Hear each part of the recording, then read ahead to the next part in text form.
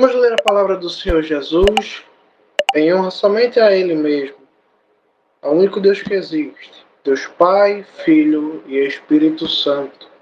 Em honra a Jesus, lemos a sua palavra, livro de Apocalipse, capítulo de número 18, verso de número 14. Ontem vimos os comércios da grande prostituta e seguimos a leitura no verso seguinte, verso de número 14, capítulo 18, livro de Apocalipse. Diz assim a palavra do Senhor Jesus Cristo: Foram-se as frutas que você tanto desejou de todo o coração. Todo o seu luxo e fulgor foram destruídos, nunca mais serão recuperados. Os negociantes dessas coisas que enriqueceram à custa dela ficaram de longe amedrontados com o tormento dela. Chorarão, lamentarão e dirão: Oh não! A grande cidade costumava usar linho fino, púrpura e escarlate. Ela se adornava com ouro, pedras preciosas e pérolas. Até aqui por enquanto. Vimos na pregação passada que a grande prostituta ela comercializava um monte de materiais, de animais e até mesmo corpos, almas de seres humanos. Só que agora vemos o lamento dos negociantes dessas coisas, desses produtos, que à custa dessa grande cidade se sustentavam, enriqueciam. Eles vão chorar, vão lamentar e vão dizer: oh não, a grande cidade costumava usar linho fino, púrpura e escarlate.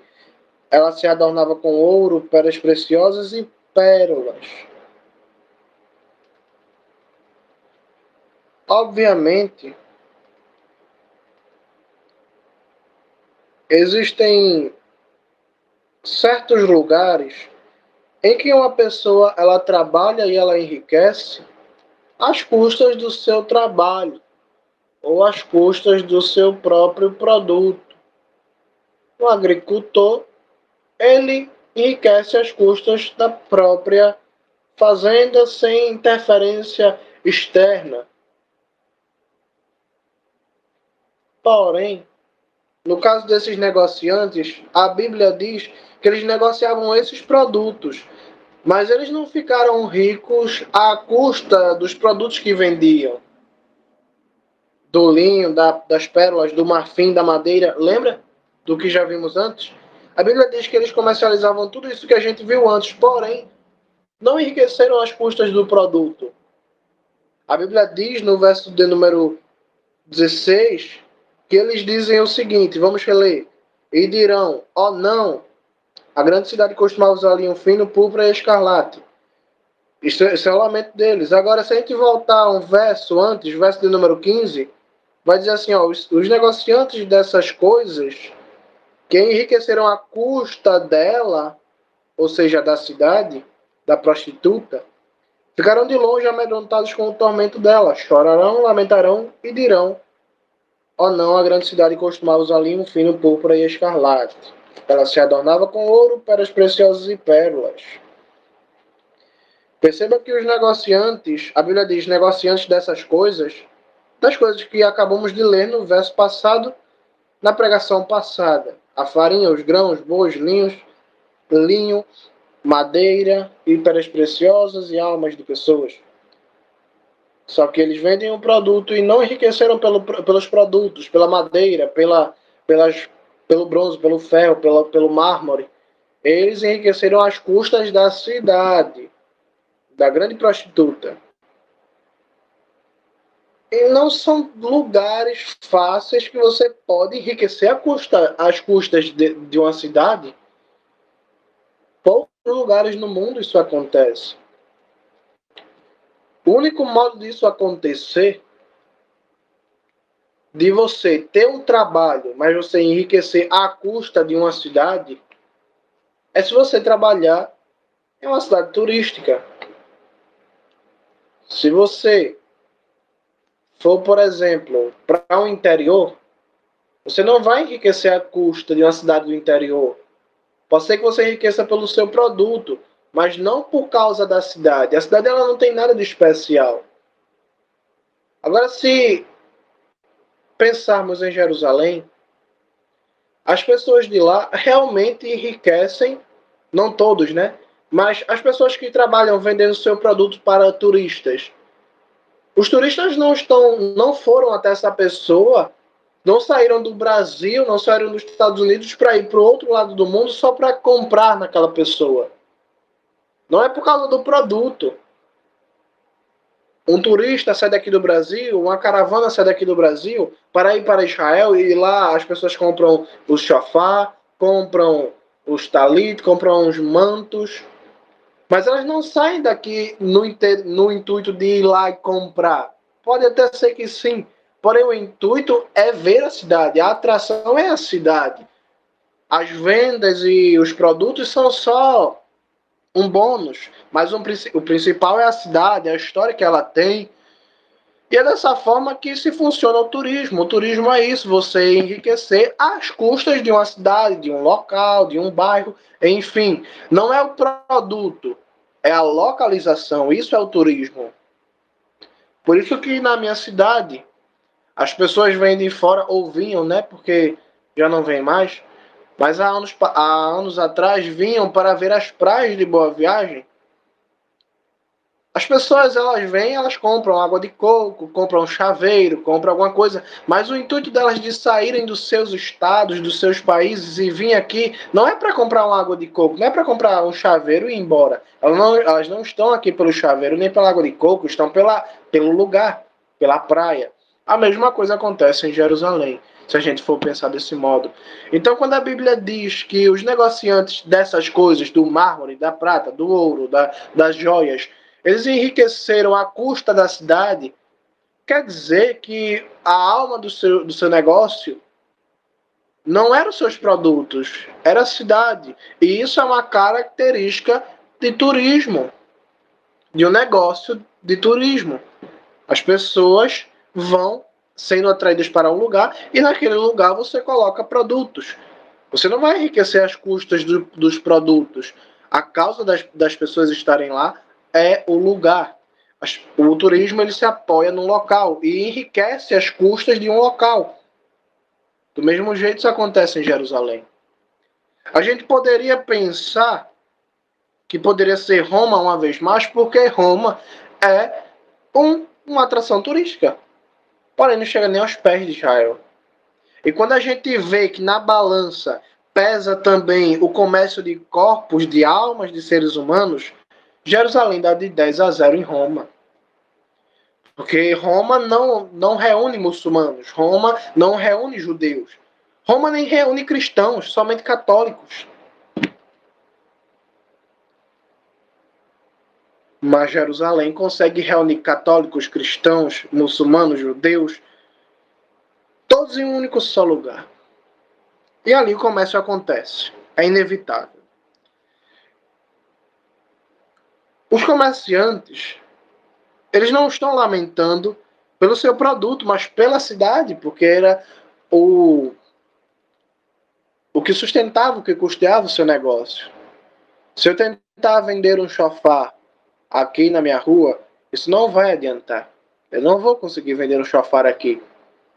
Agora, se eu for para Jerusalém, na área onde os turistas vão, possa ser que alguém que mora até no meu bairro, só pelo fato de estar em Jerusalém, vá comprar um chofar. Uma lembrança de Israel, alguma coisa assim. Por isso é que eu estou dizendo que o negócio desses negociantes, como a própria Bíblia diz, era às custas, enriqueceram às custas da cidade. Não era pelo produto, era pela cidade. E isso acontece muito bem em Israel também. O segundo detalhe da fala desses. O segundo detalhe sobre esses negociantes é a fala deles, o lamento deles, que revela outra coisa. Verso de número 16. E dirão, oh não, a grande cidade costumava usar linho fino púrpura e escarlate. Ela se adornava com ouro, pedras preciosas e pérolas. Aqui temos praticamente, na verdade, temos aqui citado a roupa de um sacerdote, de um sumo sacerdote de um templo judeu.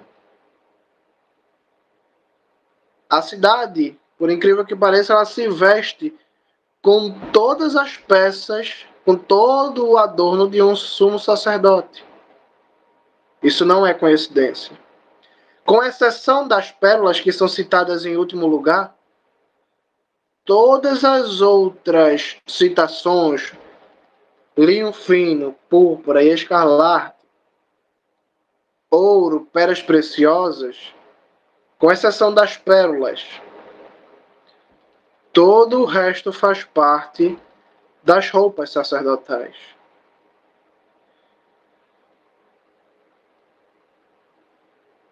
Apesar de não ser uma semelhança total, porque os sacerdotes não usavam pérolas, mas a cidade usa, a gente vê a semelhança dessa grande cidade com os sacerdotes, não somente por esses elementos das roupas dos sacerdotes, mas também pelo fato dela ter o nome na testa escrito, Babel, mãe das prostitutas e das obscenidades da terra. Semelhante aos sacerdotes, eles não têm esse nome, mas tinham outro nome gravado na testa, acima da testa, nas suas roupas.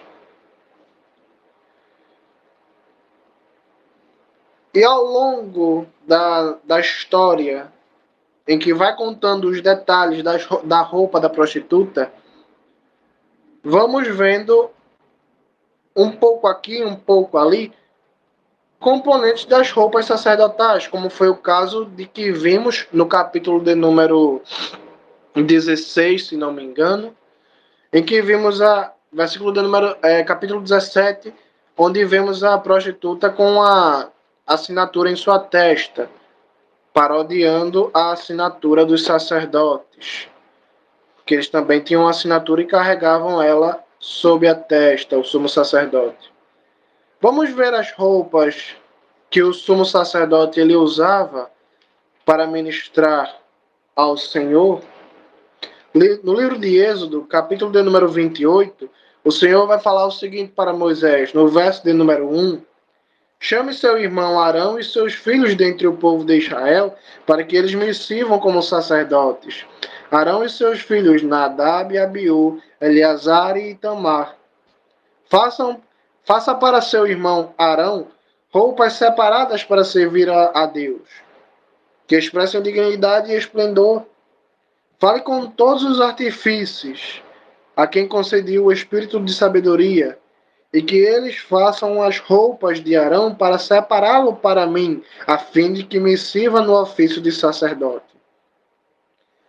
São estas as roupas que eles devem preparar: um peitoral, um colete ritual, um manto, uma túnica xadrez, um turbante e um cinto.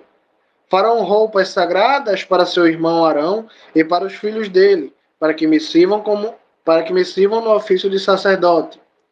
Usem ouro, tecido azul, púrpura e escarlate, e linho fino.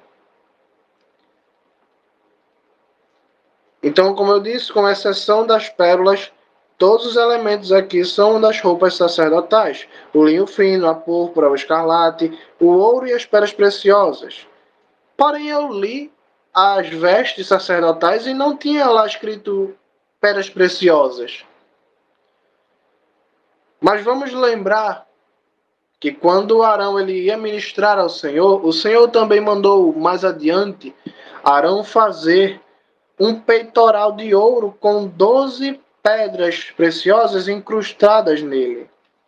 Isso a gente pode ver adiante, uns versículos adiante no livro de Êxodos, capítulo de número capítulo de número 28, verso de número 6.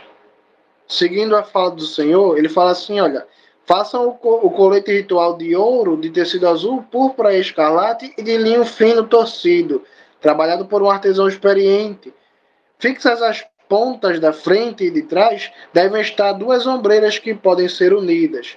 O cinto decorado deve ser da mesma arte e materiais: ouro, tecido azul, púrpura e escarlate, e linho fino torcido.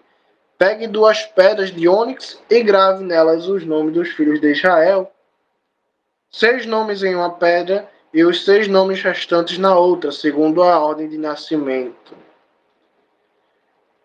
Aqui também, seguindo o texto, não vou ler para não ficar tão longo, mas há também o peitoral, onde se grava 12 pedras preciosas, cada uma com o nome da tribo de Israel correspondente. Então, sim, também havia pedras preciosas para o sumo sacerdote ministrar diante de Deus. Verso de número 17 do livro de Apocalipse, Apocalipse 18, verso de número 17, a palavra do Senhor continua dizendo sobre a grande prostituta: tamanha riqueza foi arruinada em uma hora. Todos os comandantes, passageiros, marinheiros e todos os que ganham a vida no mar ficarão à distância e chorarão ao ver a fumaça enquanto ela é queimada, dizendo que outra cidade foi semelhante a essa grande cidade.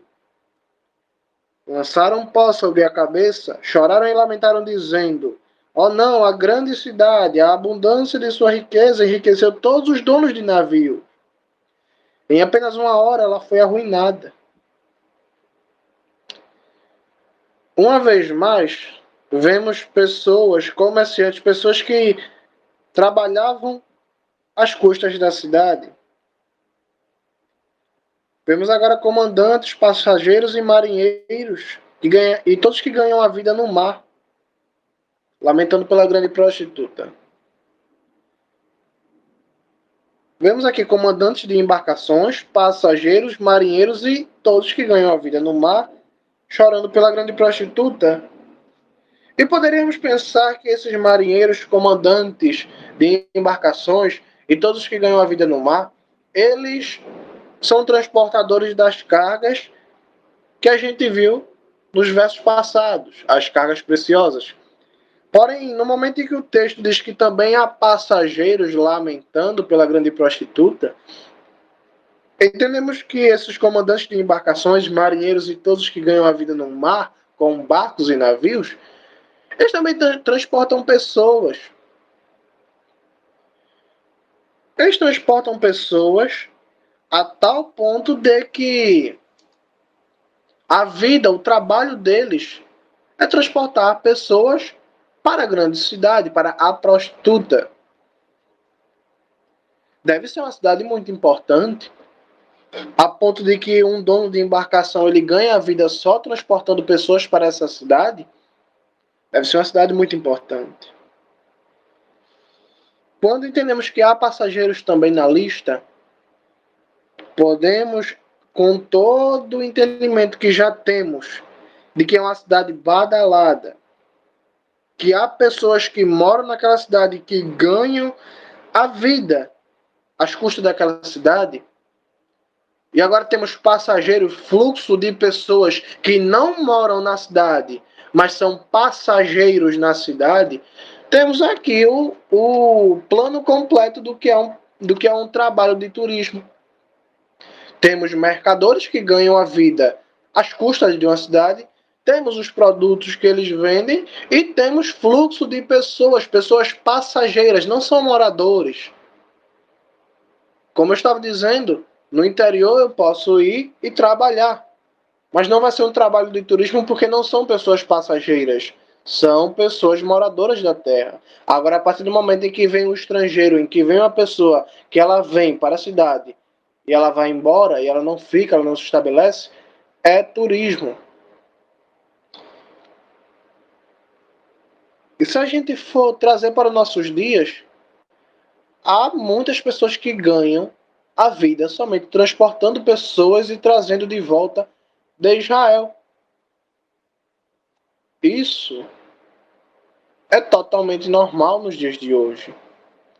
No passado as pessoas iam por meios próprios, pagavam uma passagem aqui, outra lá, mas hoje existe uma rede de embarcações, voo e hotelaria, todas conectadas a caravanas, a agências de turismo, a um esquema, um mercado, a uma demanda nos dias de hoje. É suficiente para que se forme um mercado. Hoje, houve o ataque em Israel, infelizmente, mas a maioria das notícias que eu vi foram de brasileiros gravando vídeo, explicando como é que está a situação lá, mas eles estavam todos em caravana, os que eu vi. Pessoas que você vê, o negócio é tão lucrativo que infelizmente está acontecendo uma guerra e tem caravana que está lá.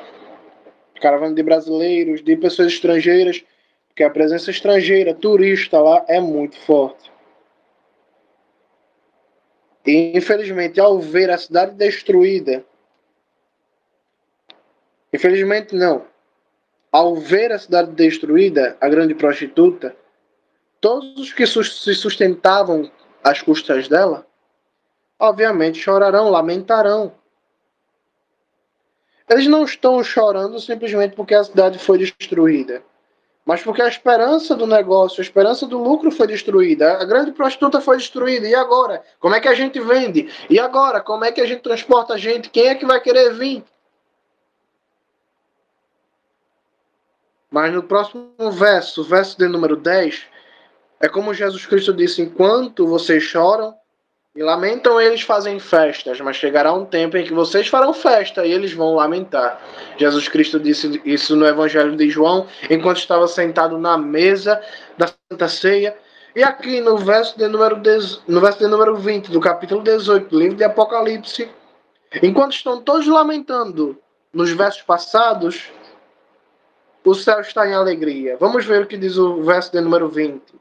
Alegre-se por causa dela, ó céu. Regozije-se, povo de Deus, seus apóstolos e profetas, porque ao julgá-la, Deus os vindicou. Uma voz está dizendo: alegre-se por causa dela, ó céu. Regozije-se, povo de Deus, seus apóstolos e profetas, porque ao julgá-la, ao julgar a cidade, a grande prostituta, Deus os vindicou. Quer vindicar? Vingou. Deus vingou. Deus os vindicou. Deus os vingou. Deus retribuiu a ela o que ela merecia.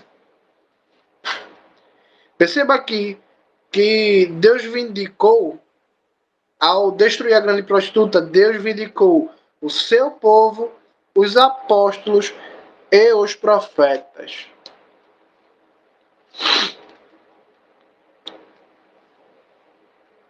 Guardem bem esse detalhe. Versículo de número 21.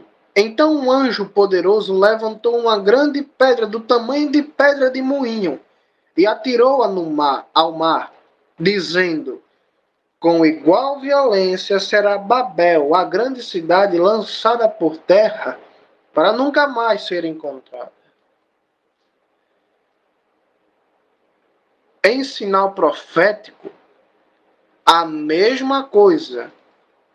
Uma pedra, um objeto sendo lançado no mar para declarar a queda de Babel, também acontece com as mesmas palavras do Velho Testamento.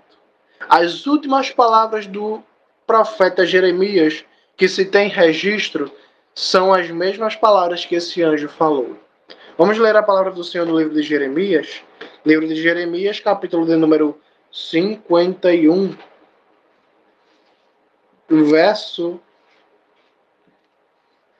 de número 59. Jeremias 51, 59. Diz assim a palavra do Senhor Jesus: Esta é a ordem que Jeremias, o profeta, deu a Seraías, o filho de Nerias, filho de Marceia, quando foi a Babel com Zedequias, o rei de Judá, no 4º ano do seu reinado. Seraías era um oficial intendente.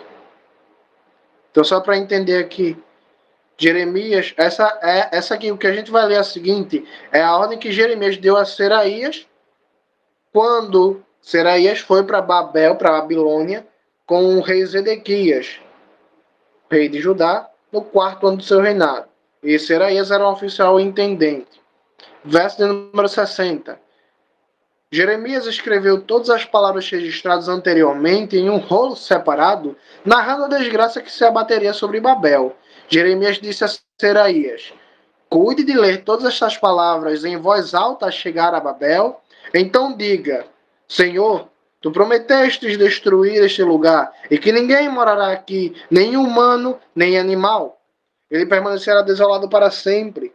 Quando terminar de ler este rolo, amarre-lhe uma pedra, lance-o no meio do Eufrates e diga: como este, Babel afundará para nunca mais se levantar, por causa da desgraça que trarei sobre ela, e eles se cansarão. Até aqui, estas foram as palavras de Jeremias. Então, no passado, o profeta Jeremias mandou Seraías, um oficial intendente, ler as profecias que estavam reservadas para Babel, nesse caso, Babel dos Caldeus. E então, ao acabar de ler, Seraías deveria amarrar uma pedra a este rolo e lançar ele no meio do rio Eufrates e dizer que, da mesma forma como esta pedra, Babel seria lançada para nunca mais ser levantada novamente. Por isso, a semelhança do livro de Apocalipse, verso de número 21 do capítulo 18. Então o anjo poderoso levantou uma grande pedra do tamanho de pedra de moinho e atirou-a ao mar, dizendo: com igual violência será Babel, a grande cidade lançada por terra para nunca mais ser encontrada. Verso de número 22. O som dos arpistas, dos músicos, dos flautistas e dos tocadores de trombeta nunca mais se ouvirá em seu meio. Nenhum artifício será encontrado em seu meio, nem mais se ouvirá o ruído das pedras de moinho em seu meio. A luz da candeia nunca mais brilhará dentro de você. A voz do noivo e da noiva nunca mais será ouvida ali. Continua se dizendo, o anjo continua dizendo que o som dos arpistas, dos músicos, dos flautistas e dos tocadores de trombeta nunca mais se ouvirá no meio daquela cidade. Por incrível que pareça, esses também são os instrumentos usados na adoração ao Senhor em Israel, que eram usados, né, na época do primeiro e do segundo templo. O livro de Amós, por exemplo, no capítulo de número 6, no verso de número 5, vai falar de um costume de Israel que nos explica um pouco acerca dos instrumentos. Amós 6, verso de número 5. O Senhor fala o seguinte para Israel: criam cânticos selvagens em suas festas, tocam alaúde e inventam outros instrumentos, pois se imaginam como Davi. Isso aqui, claro que o Senhor não está falando do templo que havia em Israel. Mas como Israel se desviou, agora estava usando os cânticos, os instrumentos, a habilidade musical, para criar cânticos selvagens. Nada muito diferente do que a gente vê no Brasil hoje, né? Essas letras horríveis. Mas o Senhor diz que eles tocam alaúde e também inventam outros instrumentos, pois se imaginam como Davi. Isso aqui, minhas irmãs, nos declara um pouco da tradição de Israel da fabricação de instrumentos também, As pessoas que já visitaram Israel, acho que pesquisam um pouco sobre o assunto, sabe da grande tradição que Israel tem para produzir harpas. Inclusive, o rei Salomão, ele fez algumas harpas e fabricou elas para que elas fossem colocadas e postas no templo do Senhor. No Salmo de número 5, por exemplo, foi um salmo feito para instrumentos de sopros, para flautas, para o chofar, para instrumentos de sopro. Isso quem declara não sou eu, é o próprio Salmo. Se você for ler lá, o primeiro verso do Salmo vai dizer: Salmo de Davi, Salmo para instrumentos de sopro. O Salmo de número 150, o último salmo da Bíblia, diz, por exemplo, louvem ao Senhor com o chofar, com o estrépito do chofar, com flautas, com alaúdes, tamborins, com a lira e com a harpa. Então vemos uma grande conexão com esses instrumentos em Israel. Tanto na adoração ao Senhor, quanto, infelizmente, no momento em que Israel se desviava do Senhor, usava e usa esses instrumentos para fazer festas e beber e comer, enfim. O anjo continua dizendo que nunca mais se ouvirá naquela cidade o ruído das pedras de moinho. Isso é interessante porque em Jerusalém existe também a produção de oliveiras, de oliva e do azeite de oliva. O azeite de oliva ele é prensado e é prensado por uma pedra que é uma pedra de moinho. A pedra de moinho, há sistemas que as pessoas elas giram a pedra por cima do azeite, também podem conectar um animal e o animal, o cavalo, o burro, o jumento, ele pode também prensar as uvas, as azeitonas. Inclusive, essa tradição também da produção de azeite é muito importante em Israel, tanto para a sua economia quanto para a sua história. E, por exemplo, o Getsemane, onde Jesus estava chorando. Getsemane significa exatamente prensa do azeite. A prensa do azeite. Talvez seja um local onde as pessoas faziam a prensa do azeite, onde as pessoas usavam as pedras de moinho para moer o azeite. Também temos outros grãos também que precisam ser moídos, mas estou dando aqui enfoque ao azeite, amém? No verso de número 23, vamos seguir lendo o texto de Apocalipse, Apocalipse 18, verso de número 23. A luz da candeia nunca mais brilhará dentro de você, a voz do noivo e da noiva nunca mais será ouvida ali, porque seus mercadores eram os mais poderosos da terra. Todas as nações foram enganadas por suas fórmulas mágicas. Fórmulas mágicas de Israel. Quem nunca viu um anúncio? Hoje em dia parou um pouco. Parou, mas continua. Parou um pouco, mas antigamente quem nunca viu? Água do Rio Jordão, areia do Mar Morto, pedra de Israel, manto trazido de Israel, azeite trazido de Israel. Quem nunca viu esses anúncios, essas fórmulas mágicas? Esse azeite, essa água, esse pó de Israel que tem o poder de mudar a tua vida. Quem nunca viu essas fórmulas mágicas da grande prostituta? Pois bem, verso de número 24, o último verso do capítulo 18 de Apocalipse. Nela foi encontrado o sangue de profetas e do povo de Deus e de todos os que foram assassinados na terra. Daqui para trás, desse verso para trás, podemos achar semelhanças entre Israel, Roma ou Israel ou outras cidades que foram perseguidoras do povo de Deus. Mas aqui há algo que somente Israel tem. Nela foi encontrado o sangue de profetas e do povo de Deus. E de todos que foram assassinados na terra. Não quer dizer que todas as pessoas que foram assassinadas na terra foram assassinadas em Israel. Até porque No nosso bairro acontece todo dia, nas nossas cidades acontece todo dia. Então como é que eu posso dizer que todas as pessoas que foram assassinadas, o sangue cai sobre Israel? Como é que eu posso dizer isso?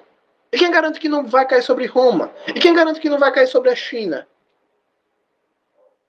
Aqui está dizendo que a grande prostituta, essa cidade, ela cai sobre ela, é encontrado nela sangue de todos os que são assassinados na terra. E também do povo de Deus e dos profetas. Roma, ela assassinou muita gente do povo de Deus, com certeza. Porém, não assassinou nenhum profeta. Isso é importante frisar. Nenhum profeta morreu na cidade de Roma. Morreu muita gente do povo de Deus, claro, mas nenhum profeta. Só que se nós formos com essas informações ver o que o próprio Jesus falou sobre Israel, porque vemos aqui que a culpa de todo o assassinato na terra recai sobre a grande prostituta, especialmente do povo de Deus e dos profetas. Vamos ler a palavra do Senhor no livro de Lucas, capítulo de número 11. Capítulo 11, verso de número 47. O Senhor Jesus Cristo está em Jerusalém e ele está falando ao povo de Jerusalém, especialmente aos especialistas da lei e aos fariseus. Ele diz o seguinte, Lucas 11, 47. Ai de vocês, constroem túmulos em memória dos profetas, mas foram seus pais os assassinos deles. Dessa forma, vocês testemunham a aprovação total dos atos deles. Eles matam os profetas e vocês constroem os túmulos. Por isso, a sabedoria de Deus disse, eu lhes mandarei profetas e apóstolos. Eles matarão alguns e perseguirão outros. De modo que sobre essa geração recai a responsabilidade pelo sangue de todos os profetas derramado desde o estabelecimento do mundo. Desde o sangue de Abel até o sangue de Zacarias, morto entre o altar e o lugar sagrado. Sim, eu lhes digo, a responsabilidade por isso cairá sobre esta geração. O Senhor Jesus ele está atribuindo a quem a culpa da morte dos profetas? Aos pais do povo habitante de Jerusalém. Sabemos que os pais dos habitantes de Jerusalém, dos fariseus, também moravam em Jerusalém. Também são os antepassados do povo judeu. Aí Deus fala que dessa forma os filhos constroem os túmulos e os pais matam os profetas. Deus fala que a sabedoria de Deus disse, eu lhe mandarei profetas e apóstolos, e eles matarão e perseguirão outros. Matarão alguns e perseguirão outros. A quem o Senhor está atribuindo a morte e a perseguição dos apóstolos e também dos profetas? Ao povo de Israel. Ao povo de Jerusalém. Aí Deus fala assim, olha, de modo que sobre esta geração recairá a responsabilidade pelo sangue de todos os profetas derramados desde o estabelecimento do mundo, desde o sangue de Abel até o sangue de Zacarias, morto entre o altar e o lugar sagrado. Sim, eu lhes digo, a responsabilidade por isso cairá sobre esta geração.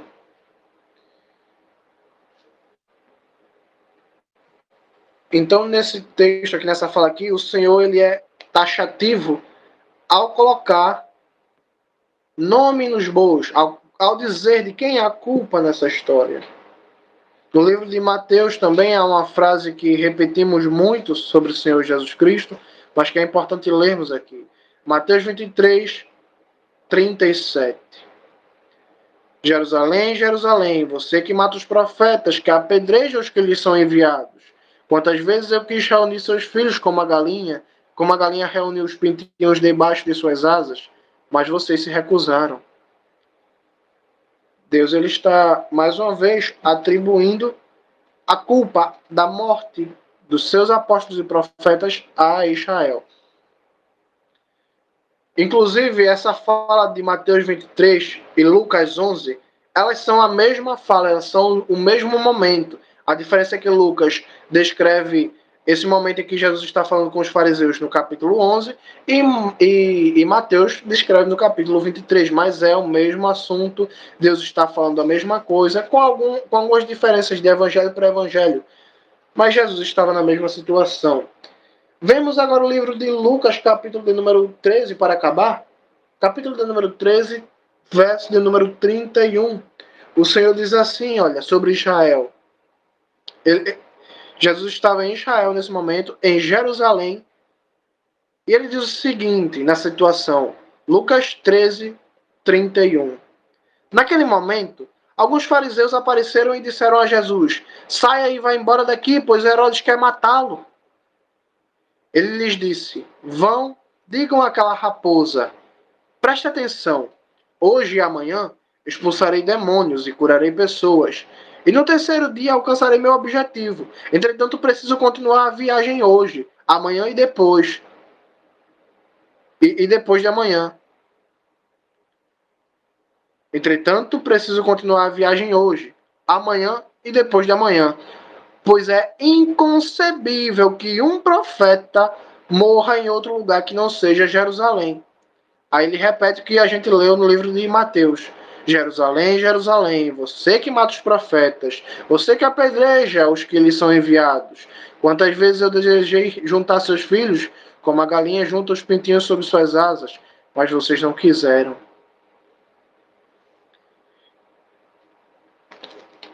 Então veja que Jesus ele sempre atribui a morte dos profetas e dos apóstolos a Jerusalém. Inclusive o Senhor Jesus Cristo ele fala que Jerusalém é, vamos dizer assim, o cemitério dos profetas. É impossível que um profeta morra, é inconcebível que um profeta morra fora de Jerusalém. Por isso, entendemos de uma vez por todas porque a grande prostituta, Deus requer especialmente o sangue dos apóstolos, dos profetas e do seu povo, mas também o sangue de todo assassinato da terra. Inclusive, foi exatamente isso que Jesus cobrou do povo de Jerusalém. Ele falou, de tal forma que vai cair sobre essa geração, sobre vocês, porque seus pais matam os profetas e vocês constroem os túmulos, então dessa forma vai cair sobre vocês o sangue de todo mundo assassinado na terra. Desde o primeiro assassinado, Abel, até o último assassinado no Velho Testamento, Zacarias ben Berequias, o profeta que foi morto entre o altar e o lugar sagrado, o Santo dos Santos. Quando Jesus Cristo ele coloca a primeira pessoa que foi assassinada, Abel, e a última pessoa assassinada que se tem notícia no Velho Testamento, que é Zacarias ben Berequias, Jesus Cristo quer incluir todas as pessoas que foram mortas na história do mundo. E assim como ele direcionou essa culpa para Israel, para Jerusalém especificamente, a gente pode entender por que a grande prostituta ela é tão requerida do sangue dos povos. Porque se a gente, tendo a consciência de que Jerusalém é a grande prostituta, que a grande prostituta é uma cidade, não uma instituição como a Igreja Católica, não estou defendendo a Igreja Católica porque é filha da grande prostituta de igual maneira, mas a gente entender todos esses temas, e a gente for no Evangelho e ver Jesus cobrando as mesmas coisas, especificamente do povo de Israel, Jerusalém, fica tudo mais fácil de se entender, amém? Essa foi a pregação de hoje.